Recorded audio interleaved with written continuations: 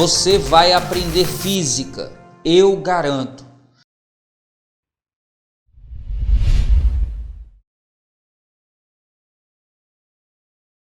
A figura representa uma onda harmônica transversal que se propaga no sentido positivo do eixo X em 2 instantes de tempo, t igual a 3 segundos, linha cheia, e t igual a 7 segundos, linha tracejada.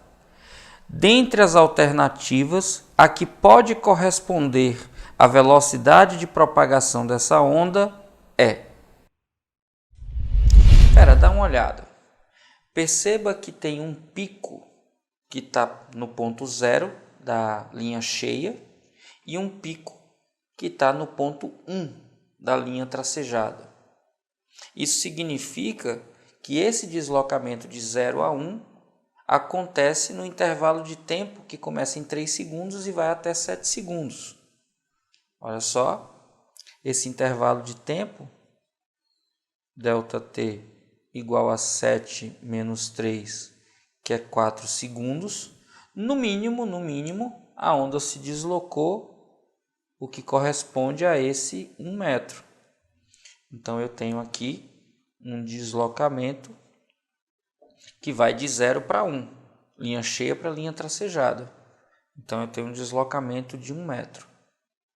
Agora, perceba que quando a gente representa aqui a onda, a gente tem 4 pedaços iguais aqui. Olha só.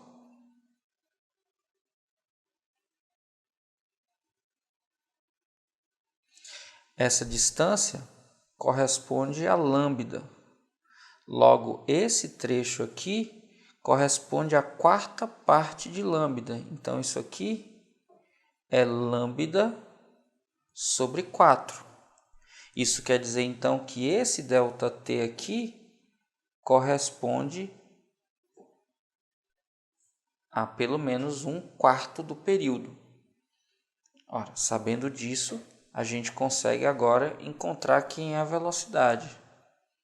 A velocidade V é igual a lambda vezes F ou lambda sobre o período. Se 1 metro corresponde a lambda sobre 4, isso quer dizer que lambda é igual a 4 metros. Se 4 segundos corresponde a t sobre 4, significa que t é igual a 16 segundos. Trazendo para cá, eu tenho que V vai ser igual a lambda, que é 4 metros, dividido por t, que é 16 segundos. A velocidade, então, vai ser igual a 0,25 metros por segundo. E a alternativa que diz isso para a gente é a alternativa da letra B. B de boazinha, tranquila quando a gente sabe o que fazer. Era só observar que no gráfico o deslocamento corresponde a 1/4 do comprimento da onda. Logo, esse intervalo de tempo corresponde a 1/4 do período. Colocando aqui, a gente consegue facilmente determinar quanto é a velocidade. E aí, fera, já merece seu like? Então, cai matando aí nesse like e já sabe, se tiver dúvida, deixa nos comentários que eu respondo.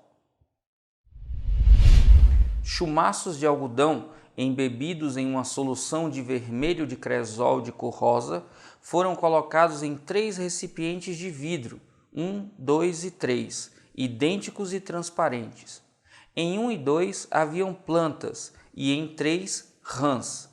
Os recipientes foram vedados e iluminados durante um mesmo intervalo de tempo, com a luz de mesma intensidade, sendo que 1 e 3 foram iluminados com raios de frequência igual a 7 vezes 10 a 14 Hz e 2 com luz de frequência igual a 5 vezes 10 a 14 Hz.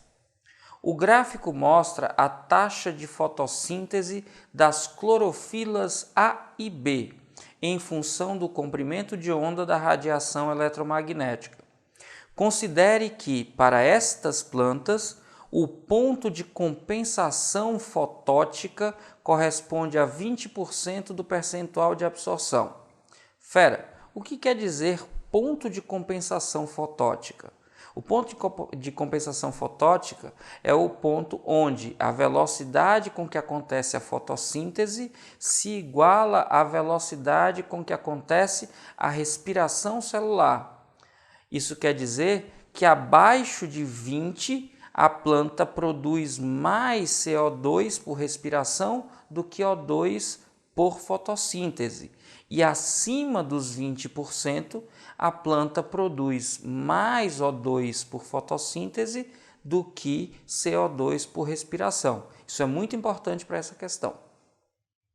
É correto afirmar que após o período de iluminação, as cores dos chumaços de algodão embebidos em solução de cresol dos recipientes 1, 2 e 3 ficaram, respectivamente, perceba aí no NOT e ADOT, que quando o nível de dióxido de carbono tem uma concentração menor que o ambiente, a cor é roxa, igual é rosa e maior é amarela. Tranquilo? Acompanhe agora a explicação. Fera, muita atenção porque essa questão tem muitas informações. Primeiro ele fala de compensação fotônica. Lembra que quando a planta recebe luz na frequência correta, ela realiza fotossíntese. Então ela libera O2. Mas ela também faz respiração e por conta disso ela libera CO2. E aí, quando a compensação fotônica é conhecida, a gente sabe que abaixo da compensação ela faz mais liberação de CO2 pela respiração do que liberação de O2 pela fotossíntese. Agora, se a recepção de energia luminosa for maior do que a compensação fotônica, então ela faz mais respiração, ela faz menos respiração liberando O2 e mais fotossíntese. Então, se eu estiver abaixo da compensação fotônica, eu tenho maior liberação de CO2. Eu aumento a concentração de CO2. Quando eu estou acima da compensação fotônica, eu tenho maior liberação de O2. Então, eu tenho um acréscimo de oxigênio. Mais oxigênio, diminuição de CO2. Mais CO2 dentro do ambiente. Então, quando eu estiver abaixo dos 20% nesse gráfico, eu vou aumentar a concentração de CO2. Quando eu estiver acima de 20% nesse gráfico, eu vou consumir CO2, então eu vou diminuir a quantidade de CO2 para aumentar a quantidade de oxigênio. E aí, a concentração de CO2 muda a cor. E aí eu tenho, quando eu aumento o nível de oxigênio porque eu consumi CO2, eu diminuo a quantidade de CO2, aí vai ficar roxo. Quando eu nem aumento nem diminuo a concentração de CO2, permanece rosa. E quando eu aumento a concentração de CO2, fica amarela. Ora, onde é que eu aumento a concentração de CO2? Quando eu estiver abaixo dos 20%. Quando é que eu reduzo? Quando eu estiver acima dos 20%. Isso nas plantas. Já onde tem rã não faz fotossíntese. Rã faz só respiração. Então eu já sei que aqui, eu vou ter CO2 aumentando a concentração. Se eu vou ter CO2 aumentando a concentração maior, eu já sei então que o recipiente 3 vai ficar na cor amarela, porque eu tenho um aumento do nível de concentração. Agora, para saber o que acontece com a planta 1 e planta 2, eu tenho que usar esse gráfico. Só que esse gráfico relaciona o percentual de absorção com o comprimento de onda. E o que eu tenho são as frequências. Não tem problema. É só eu lembrar que V é igual a lambda vezes F. E aí a gente vai usar a velocidade da luz se propagando no vácuo, 3 vezes 10 à oitava. E para calcular a frequência de luz da primeira planta, eu vou usar a frequência que iluminou a primeira planta, 7 vezes 10 a 14. Lambda 1 vai ser igual. Pego a velocidade, 3 vezes 10 à oitava, e divido pela frequência, 7 vezes 10 a 14. Quando você faz esse cálculo, confere aí, fera, você vai ficar com aproximadamente 430 nanômetros. E aí, quando você olha para o gráfico, 430 nanômetros, a gente vai ter que região? A gente vai ter a região que está abaixo. Olha só, cuidado com isso. Na frequência 2, 5, eu trazendo para cá, eu vou poder fazer a mesma coisa. 3 vezes 10 à oitava igual a lambda 2 vezes a frequência, que é 5 vezes 10 a 14. Então, lambda 2 vai ser 3 vezes 10 à oitava, 5 vezes 10 a 14. Quando você faz esse cálculo, dá 600 nanômetros. E aí, quando você olha para 600 nanômetros, perceba que está na região abaixo dos 20%. Essa região aqui é uma região em que eu tenho um percentual de absorção acima de 20%. Aqui eu tenho um percentual de absorção abaixo de 20%. É só olhar no gráfico. 430 está do lado esquerdo. Veja que eu tenho picos que vão ali até acima de 40.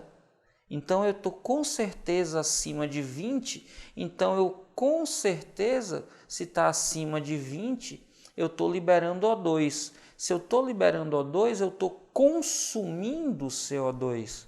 Logo, eu vou ter uma situação com menor concentração de CO2 aqui na planta 1. Na planta 1, a concentração de CO2 diminui. Diminui porque eu estou consumindo CO2 para fazer fotossíntese e liberar O2. Então, se é menor a concentração, vai ficar roxa. Já na planta 2, que o comprimento de onda é 600 nanômetros, quando você olha para o gráfico, está ali, ó, do meio para a direita, bem na parte mais baixa, está ali perto de 10%, então está abaixo de 20%. Se está abaixo de 20%, a gente já sabe que abaixo de 20% eu tenho uma maior liberação de CO2 pela respiração. Então eu libero mais CO2 do que eu consumo, porque eu tenho mais respiração do que fotossíntese. Então, se eu aumento o CO2, eu tenho uma concentração maior de CO2. Se eu tenho uma concentração maior de CO2, eu já sei que a substância, que é o cresol, ele vai ficar amarelo. Então a cor fica amarela e a sequência das cores vistas é roxa, amarela, amarela. E a alternativa que diz isso para a gente é a da letra A. A de aprovação.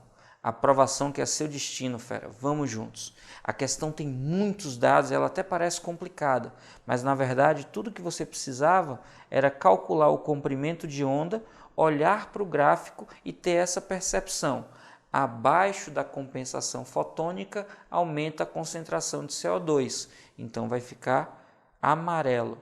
Acima da compensação fotônica consome CO2, então vai ficar roxa. Simples assim.